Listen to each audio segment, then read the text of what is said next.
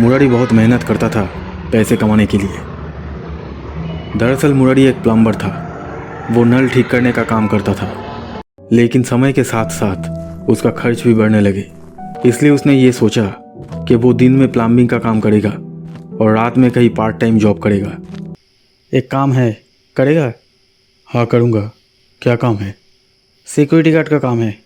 12,000 रुपये सैलरी देगा। वो हाउसिंग सोसाइटी बहुत बड़ी और काफ़ी पुरानी सोसाइटी थी। ये पीछे का गेट है, तुम्हें इस गेट के सामने रहना होगा।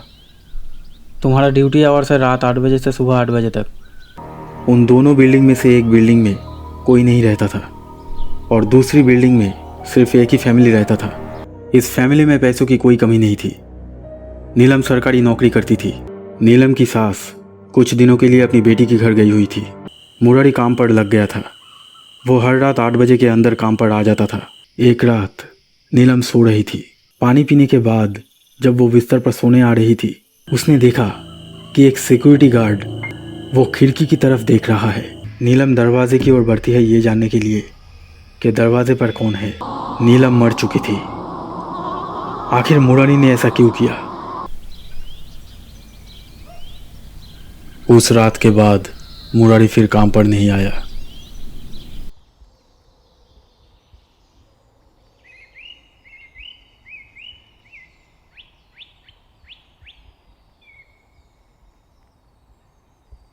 परितोष दा, मुरारी 3 दिन से काम पर नहीं आ रहा है। क्यों, क्या हुआ? पता नहीं, उसने तो मुझे कुछ भी नहीं बताया था। फ़ोन करो उसे। फ़ोन किया था लेकिन उसका फ़ोन स्विच ऑफ आ रहा है। अजीब आदमी है। काम करेगा या नहीं करेगा कुछ तो पता कर जाएगा। हाँ, इसका तो 1 महीना हो गया है। 10 तारीख को इसका सैलरी होगा। ठीक है, उसकी जगह किसी और को रख दो और जब वो अपना सैलरी लेने आए तो उससे कहना कि पहले मुझसे आकर मिले। ठीक है।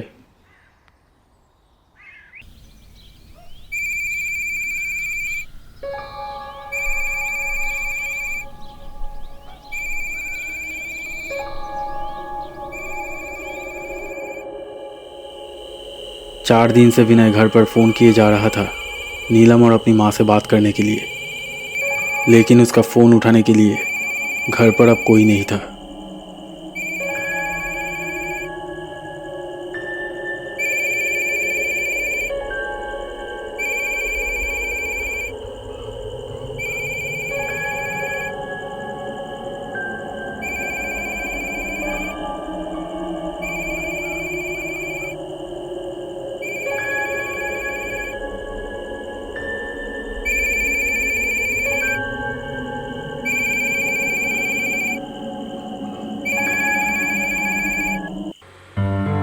जब लगातार 5 दिनों तक फ़ोन करने पर भी कोई फ़ोन नहीं उठाया तो विनय अपने एक दोस्त को उसके घर भेजता है ये देखने के लिए कि घर में सब ठीक है या नहीं।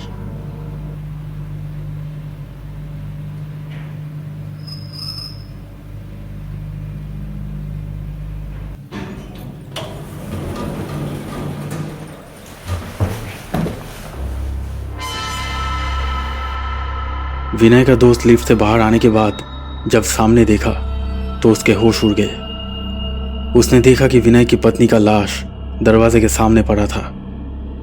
वो डेड बॉडी सड़ने लगी थी और कई दिनों तक वह रहने के कारण उस डेड बॉडी में से काफ़ी दुर्गंध आ रही थी।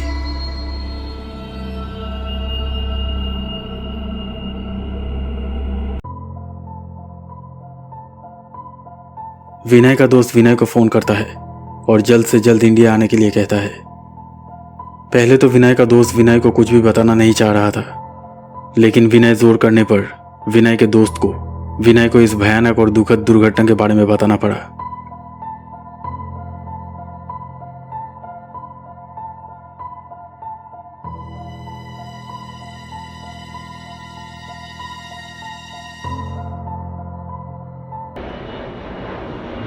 विनय किसी तरह खुद को संभालता है और जल्द से जल्द इंडिया चला आता है।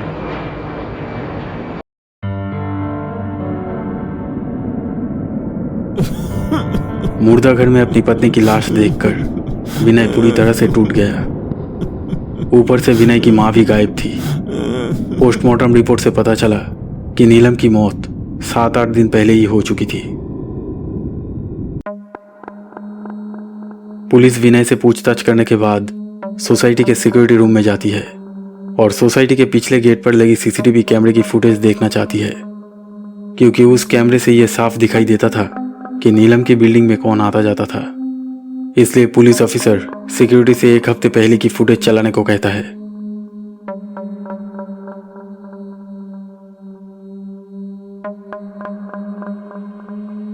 पुलिस ऑफिसर के साथ साथ विनय और सिक्योरिटी गार्ड के आदमी भी फुटेज देखने लगते हैं। पुलिस एक एक करके फुटेज देख रही थी। कुछ फुटेज देखने के बाद एक अजीब बात पता चली।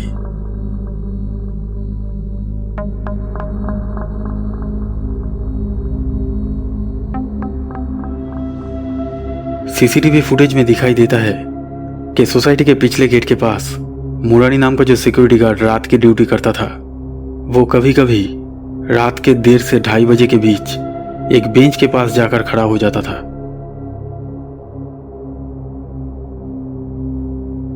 और वो बेंच बिल्कुल नीलम की बिल्डिंग के सामने थी। मुरारी को देखकर ऐसा लग रहा था कि जैसे वो बेंच पर बैठे किसी शख्स से बात कर रहा हो, लेकिन सीसीटीवी फुटेज में साफ दिख रहा था कि उस जगह पर मुरारी के अलावा और कोई नहीं था।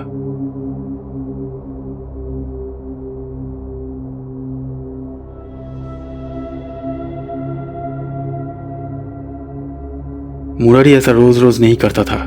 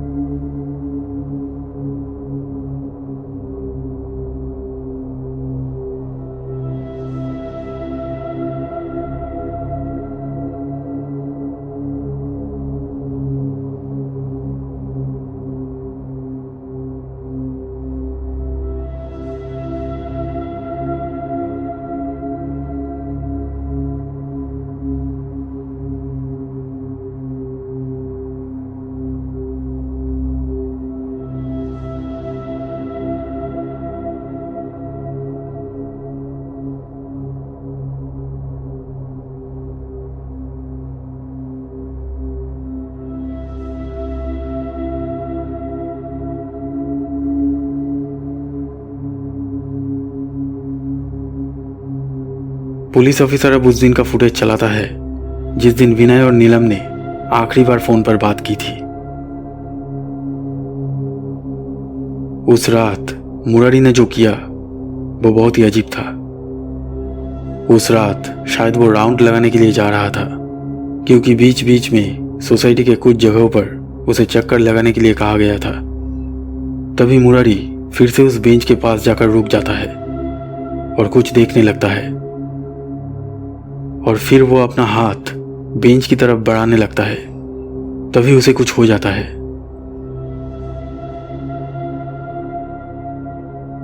और कुछ देर तक खड़े रहने के बाद वो नीलम की बिल्डिंग की ओर बढ़ने लगता है।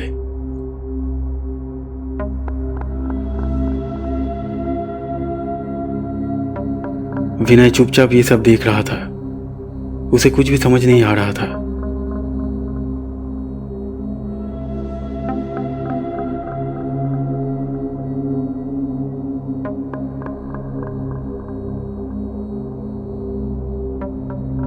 और फिर मुरारी दरवाजा खोलकर बिल्डिंग के अंदर चला जाता है। और इस फुटेज को देखने के बाद विनय और पुलिस ये सोचने पर मजबूर हो गए कि शायद मुरारी ने ही नीलम की हत्या की है। विनय का खून खौल रहा था। वो मुरारी को अब छोड़ने वाला नहीं था। और आखिरी बार मुरारी को तब देखा गया जब वो सुबह सोसाइटी से भाग रहा था। पुलिस सिक्योरिटी गार्ड से मुरारी का फोन नंबर और उसका एड्रेस मांगती है। पुलिस मुरारी की तलाश में लग जाता है। मुरारी का फोन स्विच ऑफ आ रहा था।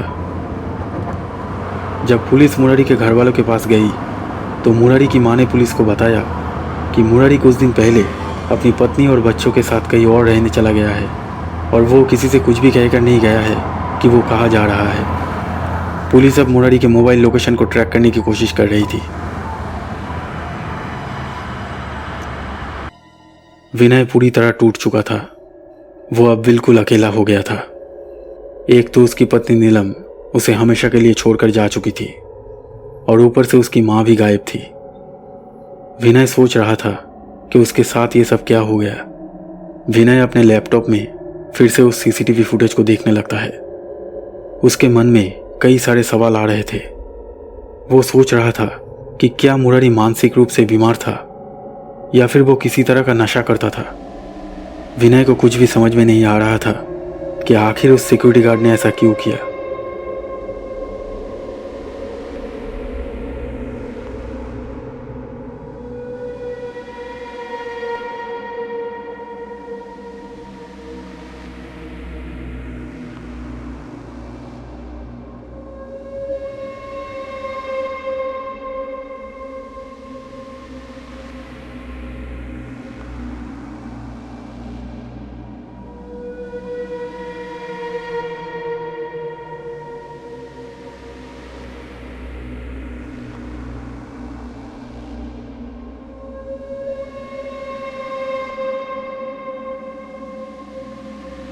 इसी तरह और कुछ दिन बीत गए।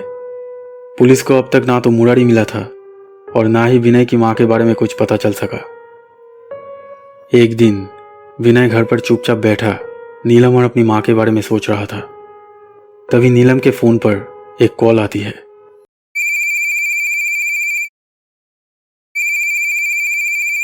यह कॉल नीलम की एक दोस्त ने किया था। विनय ने फोन रिसीव किया। हेलो, नीलम है? आप कौन? मैं नीलम की दोस्त हूँ। आप कौन बात कर रहे हैं? मैं नीलम का पति हूँ। नीलम कहाँ है? उसे कुछ बताना था स्कूल के बारे में। नीलम अब इस दुनिया में नहीं है। क्या? ओह माय गॉड, ये आप क्या कह रहे हो? आप यूएसए में थे ना? हाँ, लेकिन मैं अभी जमशेदपुर में हूँ। लेकिन क्या हुआ क्या उसके साथ? मैं तो उससे कुछ दिन पहले ही मिली थी। किसी ने उसकी हत्या कर दी है। क्या? पर किसने और क्यों? ये मुझे भी नहीं पता। खूनी अभी तक पकड़ा नहीं गया है। सीसीटीवी फुटेज में खूनी के बारे में कुछ पता चला है। पुलिस अभी भी उसे ढूंढ रही है। और नीलम की सास, मतलब आपकी माँ तो ठीक है ना? क्या वो घर पर ही थे? मेरी माँ भी मिसिंग है।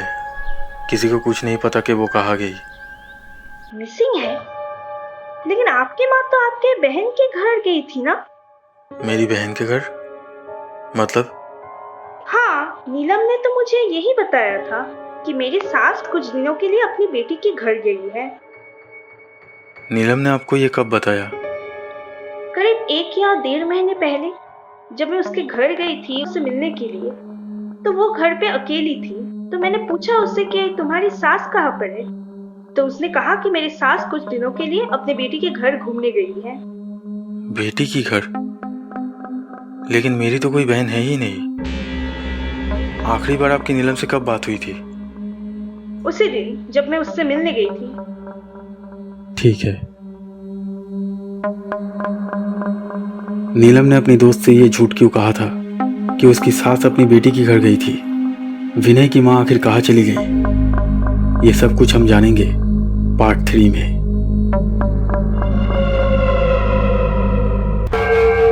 दोस्तों, अगर ये वीडियो आपको अच्छा लगा तो प्लीज़ लाइक कीजिएगा और हमारे इस चैनल को सब्सक्राइब करके इस बेल आइकन को ज़रूर दबा दीजिए ताकि आप हमारे आने वाले वीडियोस सबसे पहले देख सकें।